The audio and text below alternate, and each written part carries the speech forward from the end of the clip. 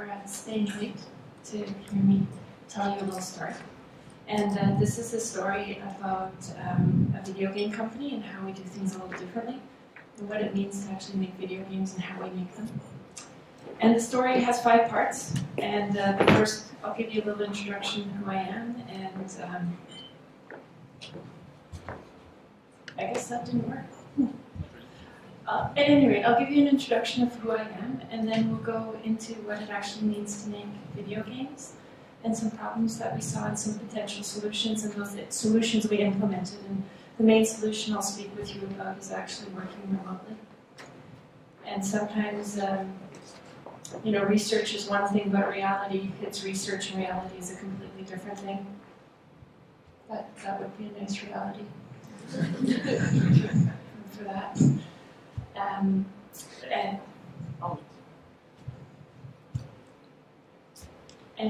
Lastly, I'll share some of the findings and what we actually learned, and hopefully you can take that back to your own workplaces and try a few things out, and perhaps not try a few things out. Now my presentation isn't here. Can I have my presentation? Okay, well, we'll make do.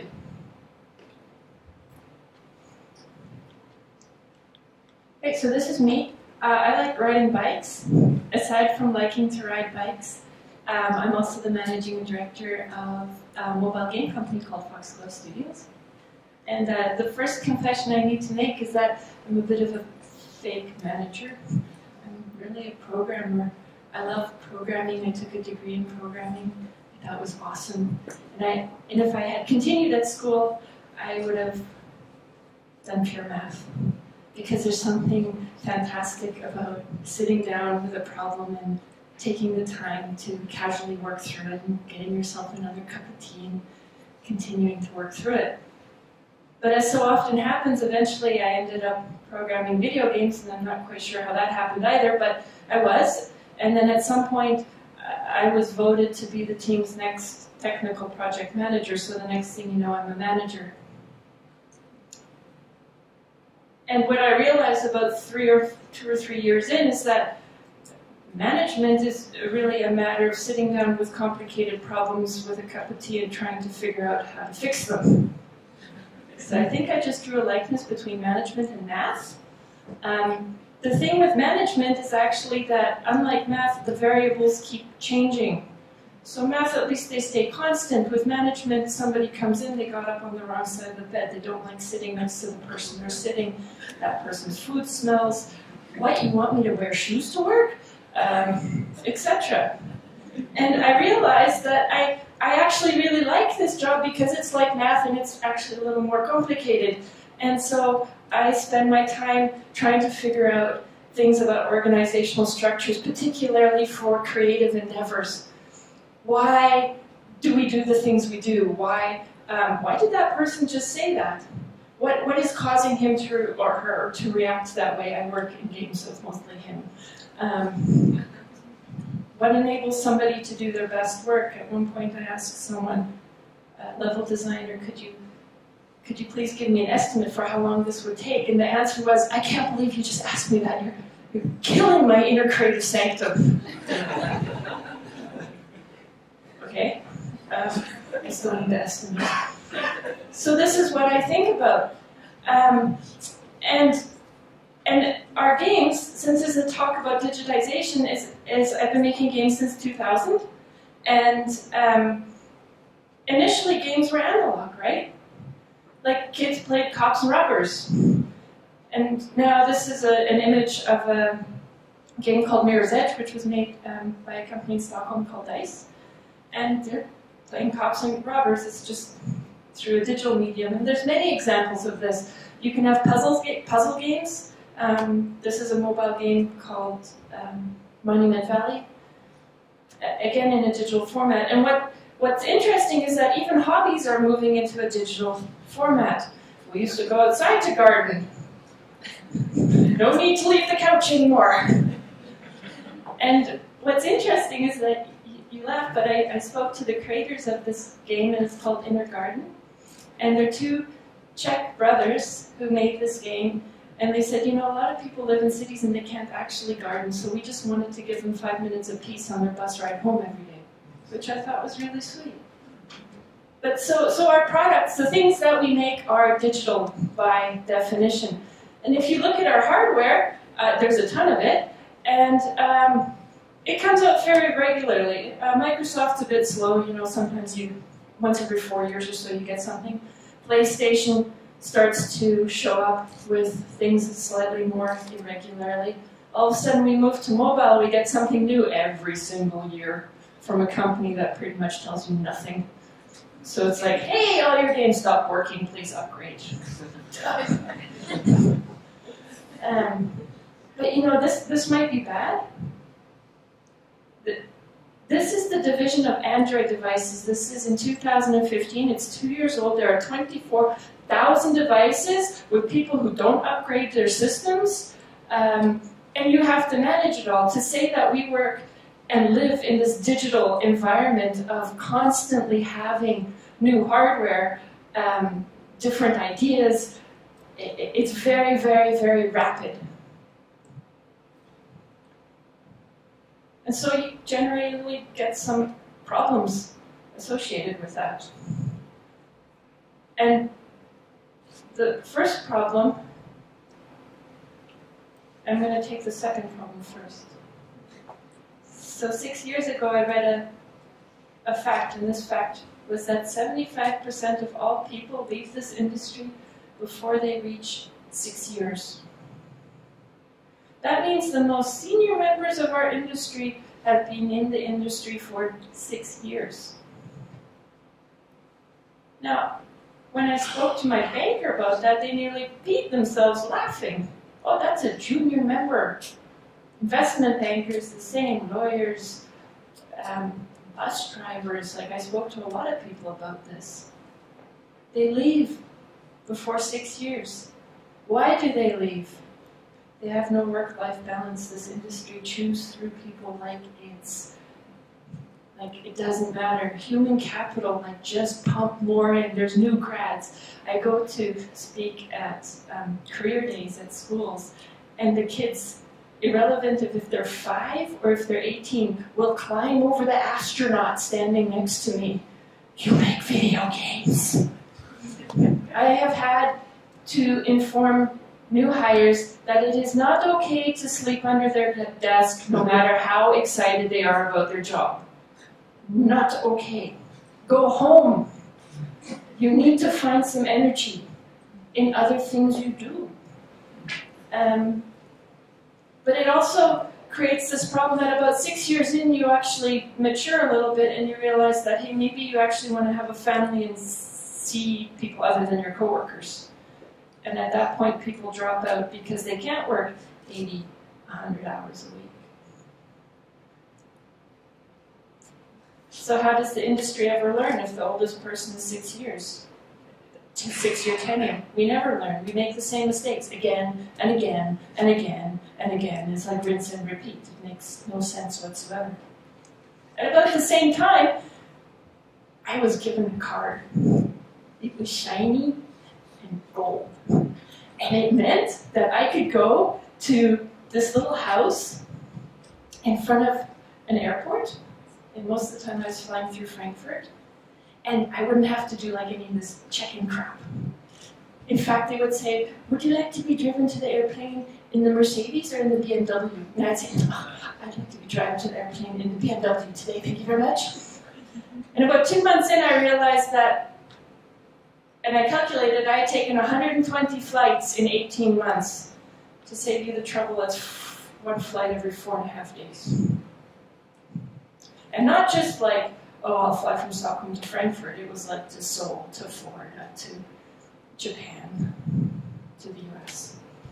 This little card, it was not like, hey, you're cool now. This little card was like, you are wasting your time. You're wasting your life. This is very uncool. You are not seeing your friends. That's what this card is saying. And at roughly the same time, I was asked to help set up a mobile game studio.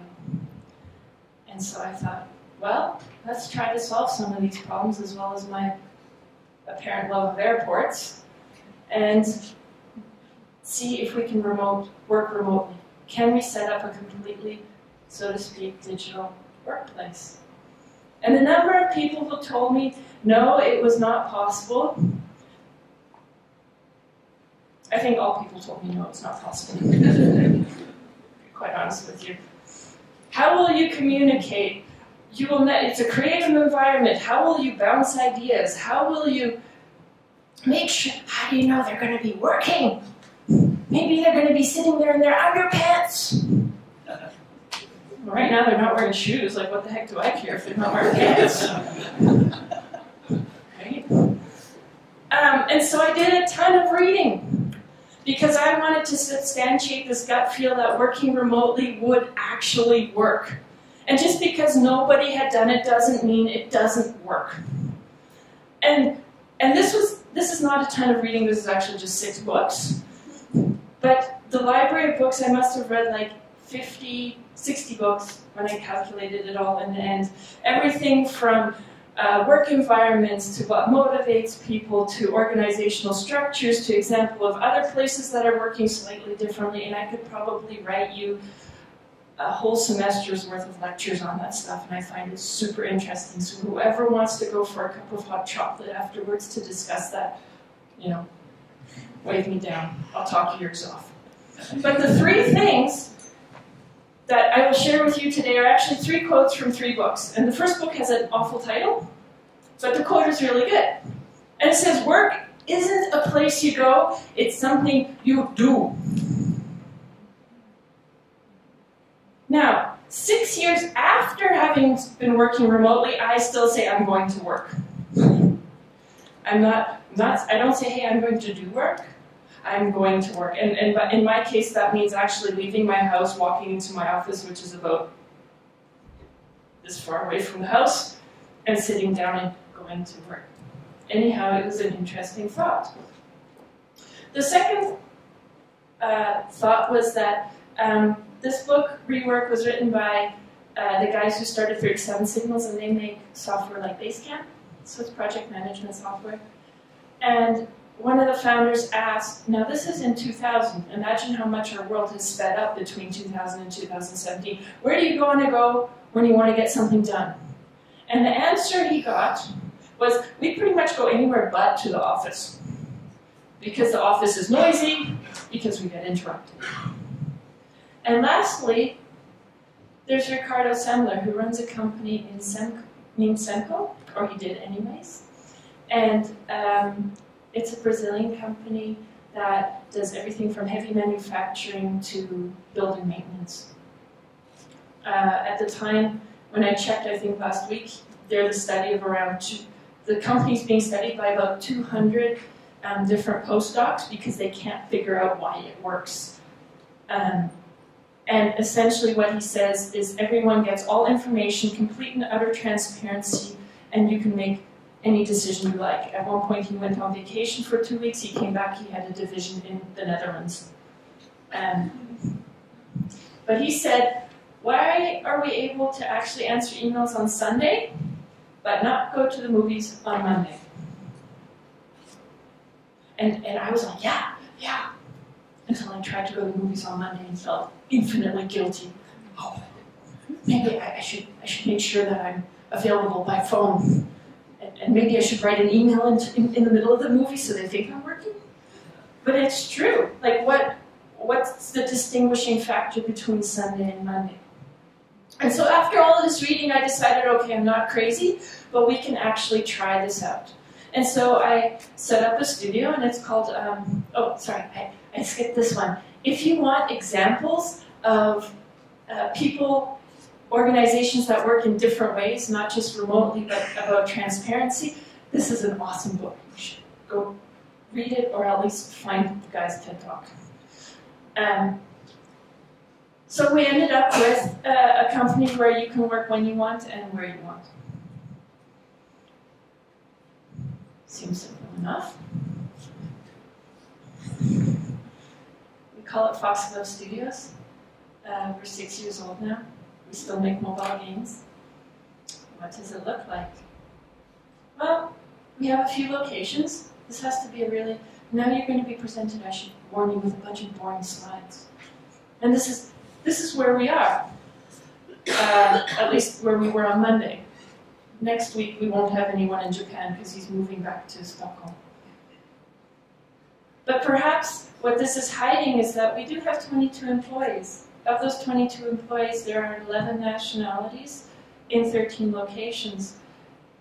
And if you look a little closer, you realize that some of those nationalities don't live in their home countries. We have a Bulgarian who lives on Visingsö, a Finn who used to live in Kansas City but now lives in Seattle, a Spaniard who lives in Liechtenstein, an Irishman that lives in the Netherlands, etc., a Canadian that lives in Stockholm. All of a sudden we have this ability to hire wherever we want, to find the talent we want, and for that talent, those people, to live where they feel is best for them to work and for their families to be.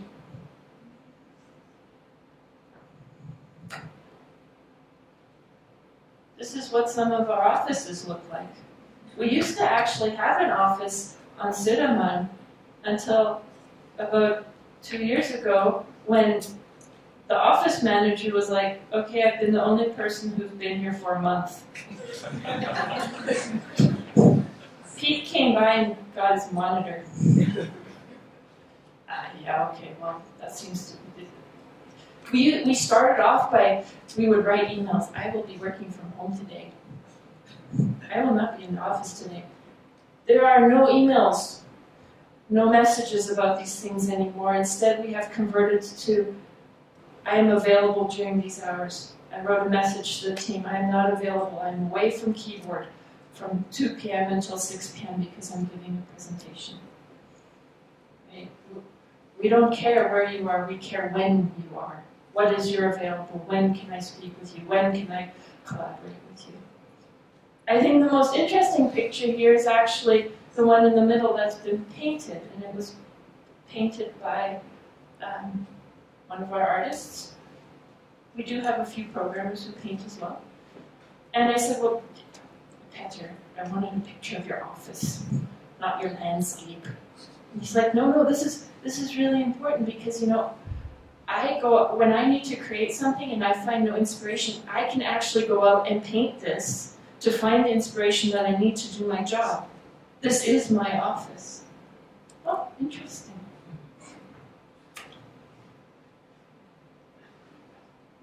So I thought, well, I'll tell you guys a little bit about communication tools. And it was going to be really exciting and groundbreaking. The first thing that I thought about when I thought about our communication tools is this is what my monitor looked like when we started out. I had every single channel open. People would Skype, they would G-chat, they would use, I had telephone. They apparently don't use spell check. Telephone. We would hip chat. We would use, everything, right? It was like blinking lights everywhere. Please stop. I can't answer all this stuff. And so now we have this extremely technical solution of we use G Suite, so Google Apps for development, and Slack. And we used to be owned by a Japanese company. They said, oh, we will come over and we will install teleconferencing systems into all your homes. And we're like, why? You can just use Google Hangouts. And it was earlier on, so there were some hiccups, and the hiccup was that Google Hangouts only allowed 10 people in it, and then we couldn't add any more, and so then we actually tried this thing called Ventrilo here. And has anyone heard of Ventrilo? Yeah. So for those who have, it's like playing airline pilot. Only one person can speak at a time, and you have to push a button. So, you know, all of a sudden you can't speak over people, you actually have to wait for people to finish their sentences. I found several Americans had issues with this.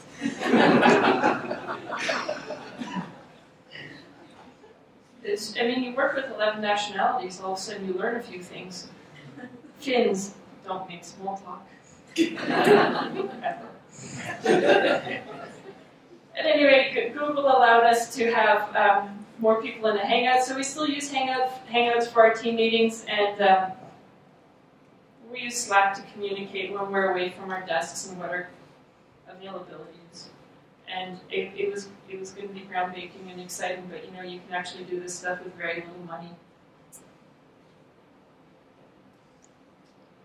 And then somebody said, so I was presenting this presentation to somebody, and this slide wasn't in there before, and they said, but you know, Senta, you actually make video games, like how seriously is anyone going to take you? I'm like, sure. Okay, I'll take that feedback. Maybe they're right. Like, no, we don't produce AIDS vaccine. Right? No, we don't think. We don't do, you know, any of these fancy things. We make video games, but it's true. But you know, making video games is much harder than one would think.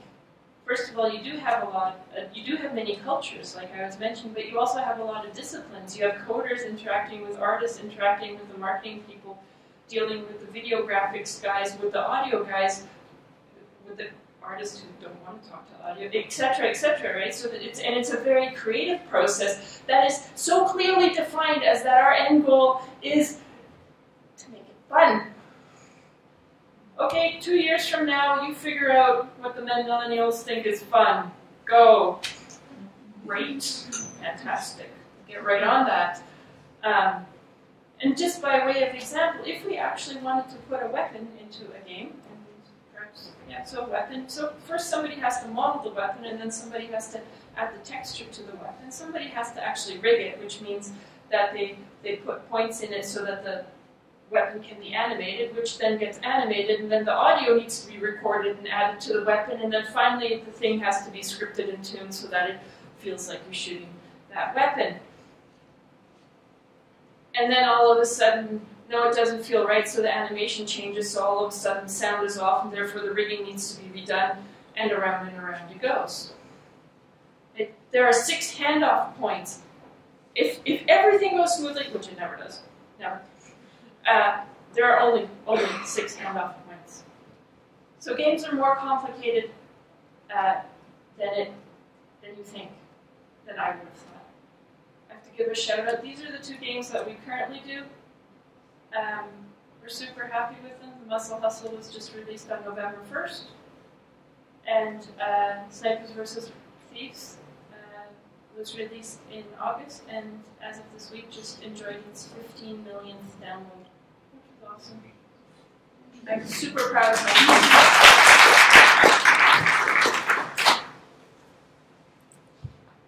But here comes the interesting bit. What did we learn in all of this? And you're like, what, did you run out of pictures? No, this is an actual representation of what we learned. And I live in the countryside. I live out on Feringsud, Marvin and Feringsud, and I have sheep across the way. And a sheep escaped to the other side of the fence, and it's a very good analogy about working remotely. The first reaction is, I'm free! Yes! I can work in my underpants. I can work on the couch. I can work in a cafe. I can work anywhere I like. I can work when I like. I'm free! And then like the sheep who managed to move about 3 feet from the fence, you're like, oh yeah, look, yeah, there's grass here too.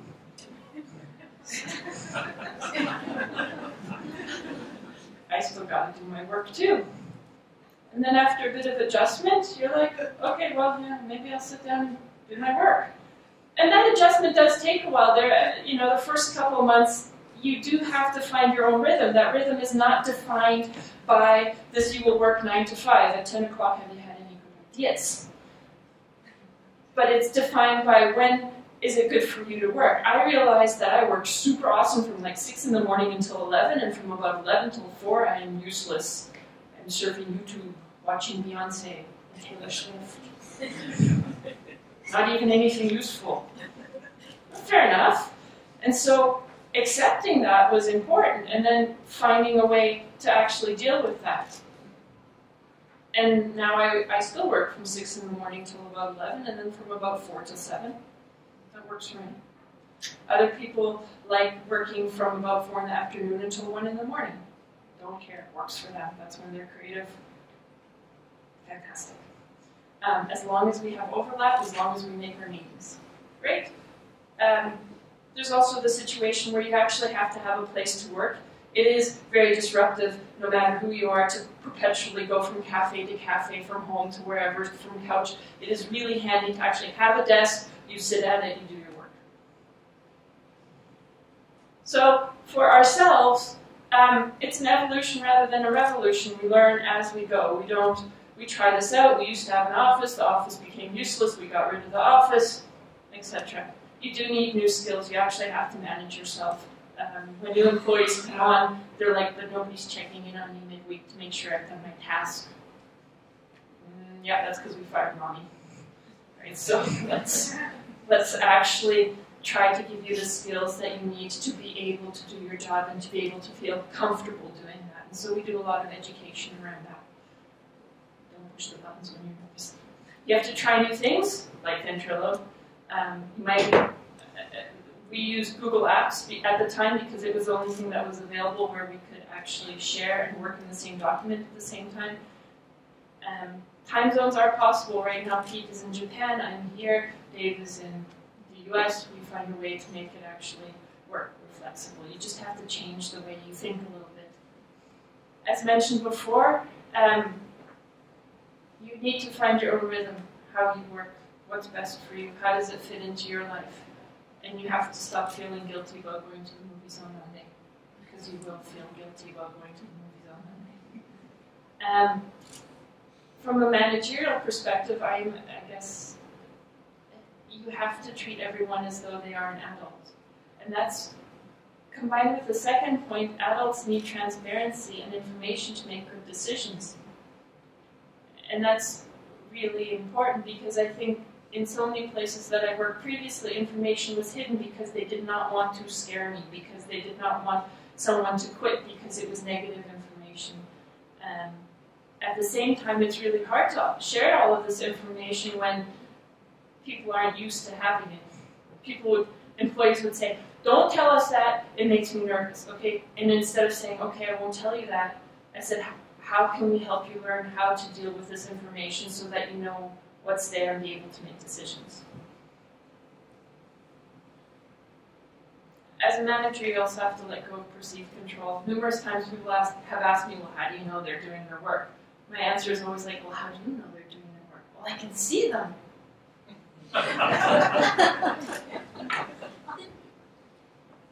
Okay.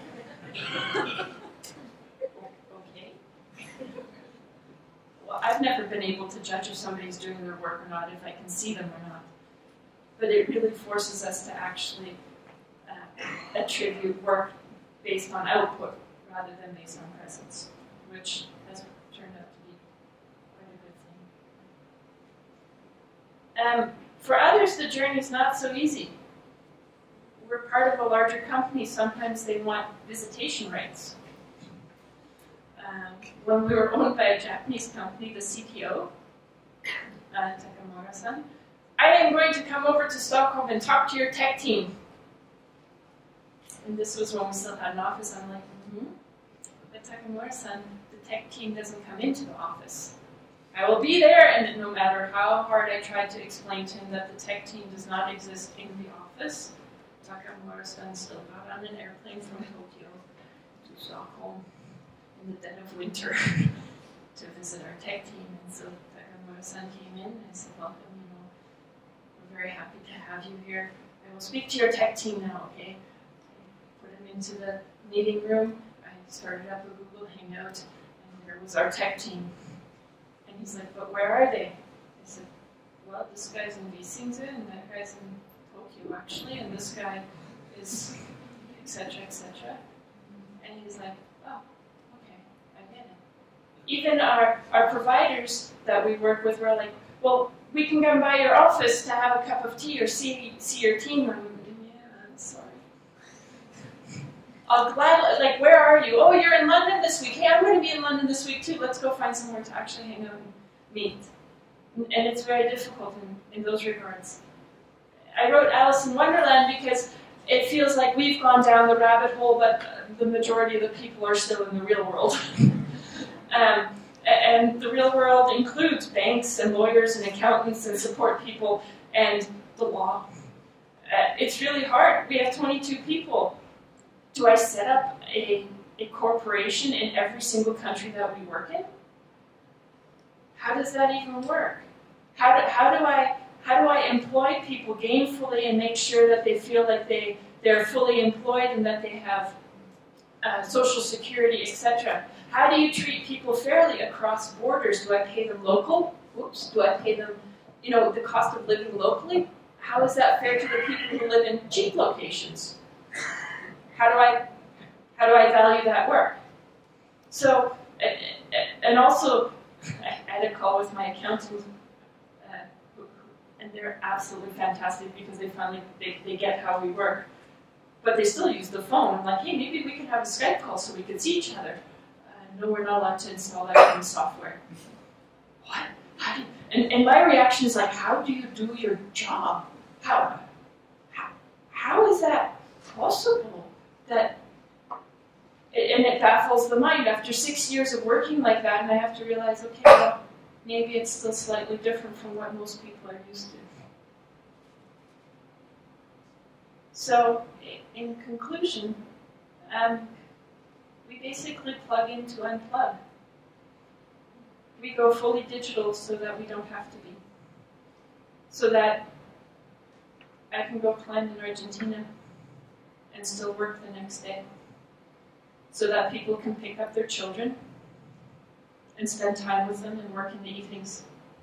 So that people can do a job that they absolutely love to do and integrate it into their lives. But I think the biggest benefit that we have found so far is that we stopped talking to a lot of video game people and we started talking to people in our communities who have different ideas and opinions and inspirations that reflect in the games that we do and make. And therefore we've just become better game makers because we have greater influences. Thank you very much.